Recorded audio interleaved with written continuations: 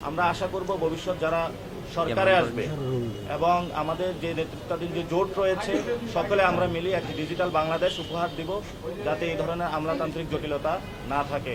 ইনশাল্লাহ ঢাকা ৮-এ জনগণের যে রায় হবে ১২ তারিখে, সে রায়ে ইনশাল্লাহ সবাইকে আমরা আহ্বান জানাচ্ছি সাতলাকলিকে বিজয় করার জন্য, নতুন বাংলাদেশ গঠন করার জন্য।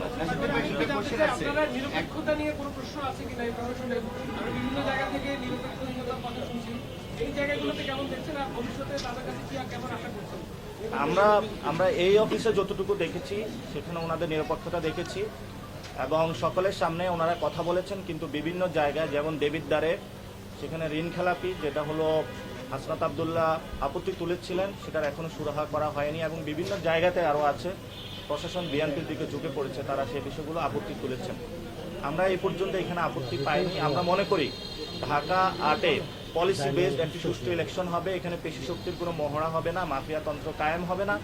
আমরা এখনো পরিস্থিতি যেটা দেখছি সেটাতে আমরা মনে করি নিরাপত্তার ঘাটতি রয়েছে, অর্থাৎ নিরাপত্তা নিয়ে আমরা শঙ্কিত রয়েছি এবং যারা আমাদের সাথে কাজ করছেন তারাও নিরাপত্তা নিয়ে শঙ্কিত রয়েছেন। কিন্তু প্রশাসনের দিক থেকে যদি ওনারা আরও অ্যাক্টিভ হন, আমরা আশা করি ঢাকা ৮-এ একটি সুষ্ঠু ইলেকশন করা সম্ভব বলে আশা করি।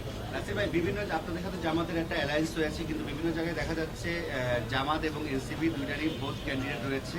এটি একটি কোশ্চেন। আরেকটি কোশ্চেন হচ্ছে, আপনি যে আসলে ইলেকশন করছেন সেটি মির্জা আব্বাসের আসন, বিএনপির ক্যান্ডিডেট। তিনি এখান থেকে ৪ থেকে ৫ বার এমপি নির্বাচিত হয়েছেন এবং ঢাকার মেয়রও হয়েছিলেন। তো আপনি নির্বাচনটাকে কিভাবে কতটা প্রতিদ্বন্দ্বিতাপূর্ণ মনে করছেন এবং জামাতের সাথে আপনাদের জোটের বিষয়টা একটু ক্লিয়ার করতে, যে আপনাদের ক্যান্ডিডেট রয়েছে, যেমন শাহরিয়ার ভাই নিজেও রয়েছেন। কয়বার এমপি হয়েছে আপনি একটু আরেকটু ডেটা ক্যালকুলেশন করে দেখবেন, ওনার জয়ের চেয়ে হলো হারার রেকর্ড বেশি। তো ইনশাল্লাহ এবার সাতলাকলি জয় হবে, আমরা এটা আশা রাখি সবার উপরে বিশ্বাস রাখি। আর জামায়াত ইসলামের বিভিন্ন জায়গায় তারা প্রার্থিতা দিয়েছেন, ইসলামী আন্দোলনও দিয়েছে। আমাদের আজকে প্রিলিমিনারি একটি মিটিং রয়েছে কেন্দ্রীয়ভাবে, আশা করি যে কালকে মনোনয়নের যে যাচাই বাছাইটা কালকেও চলবে, তো সেই ক্ষেত্রে ৫ তারিখ পর্যন্ত আমরা আশা করি আমাদের এই বিষয়গুলো সমস্যার সমাধান হয়ে যাবে। ওনাদের যে মনোনয়ন ফর্মগুলো টিকবেন, আমাদের যেগুলো টিকবে, সেগুলো নিয়ে আমরা একটি সুন্দর যাত্রা করে সরকার গঠনের দিকে যেতে পারবো আশা করি। এটা আমরা স্পষ্ট করেছিলাম, আজকে কালকে যাচাইয়ের পরে এটা আসবে। আমাদের টোটাল আমরা 47টা দিয়েছিলাম, এর মধ্যে একটি অ্যাকসেপ্টেড হয়নি, ওনার একটু সময় লেট হয়ে গিয়েছিল, বাকিগুলো অ্যাকসেপ্টেড হয়েছে। যাচাই বাছাইয়ের পরে যখন রেজাল্ট আসবে তারপরে আমরা দেখতে পাবো যে টোটাল কয়টি হয়েছে। অর্থাৎ আমরা এখানে সংখ্যাটা বাড়ানোর চেষ্টা করি নাই, আমাদের কয়টি আসনে ইনশাল্লাহ আমরা জয় ছিনিয়ে নিয়ে আসতে পারবো সেটা চিন্তাই করে দিয়েছি।